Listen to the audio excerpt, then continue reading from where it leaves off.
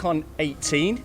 Anthony, for anyone who doesn't know you, can you introduce yourself, your name, your title, and what you're best known for in the blockchain space? Sure, so my current title is I'm the CEO and founder of Decentral. We're the makers of Jaxx, the blockchain wallet interface. And I guess the best known thing probably is what I do with Jaxx, but also that I co-founded Ethereum. Okay, cool. In one line, what can you say about Polymath? I think Polymath is targeting the securities tokens. That's going to be, they're looking to be the platform for all these security tokens that are emerging. That people are saying, let's instead of saying we're not going to worry about the securities or regulations, let's actually create platforms that other people can actually build real securities on top of it. So it was something that I worked closely with Trevor on at the start, and kind of helped him to create the idea and start saying, let's create a platform that others can actually do things on top of it, so you don't have to worry about the regulatory stuff yourself. Let's build a platform and that you can have everybody else worrying about creating the security tokens on top of your stuff. So I think it's definitely an interesting niche that is going to be huge this year. I'm invested in them, and they're killing it right now. Yeah. Just going on a little bit from there, can you tell us a little bit more about yourself and your involvement with Polymath?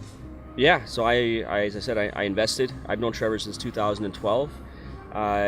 He's followed what I've done out of Toronto, and then about a year ago or so, it was really nice to see him kind of dig in and say that's the area that he wants to target and carry it out, and it's just taken off really well. So super proud of him and what he's done.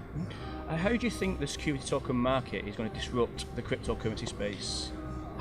I don't know if it's going to disrupt I don't know if the cryptocurrency space is something that can be disrupted yet, because it's a new thing on its own. It's just going to be another element or another sector that people can start using to maybe create something that's more compliant, or to focus on something that people know will be regulated, and they're actually trying to get a head start and try to create something of value that people can actually create real securities on top of cryptocurrency platforms. Okay. And speaking a little bit about ICOs, what's your prediction or the future of ICOs, whether they be a security or whether they be a utility, and why do you think that?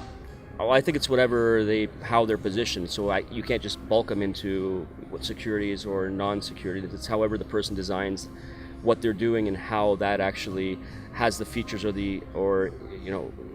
they're creating things as utility, or they're creating things that are actually going to be considered more security. So I don't think it's a one thing or the other. I think there's going to be many things in between, and it's just up to people to position them in the proper way that they're not going to have any issues when they actually release them. And maybe more legislation, anything like that coming over the actual running of ICOs. What do you predict with that? Yeah, I think there's definitely going to be a ton of regulations that are coming on, and I think the countries around the world that understand the potential of it are going to be doing a lighter hand, and the ones that don't will be the ones that will be kind of harming themselves.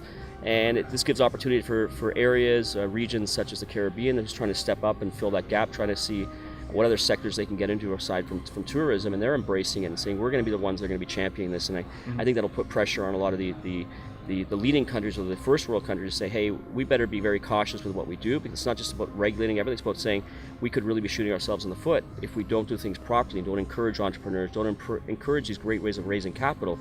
And they got to be very, very cautious. So I don't think it's just saying it's going to be all regulations. It'll be trying to find that perfect balance between ensuring the issues that the regulators are concerned about, with also advancing technology and new disruptive things that'll create value and create sectors and create jobs. Very cool. Thank you. And lastly, how do you think securities on the blockchain will change finance on Wall Street?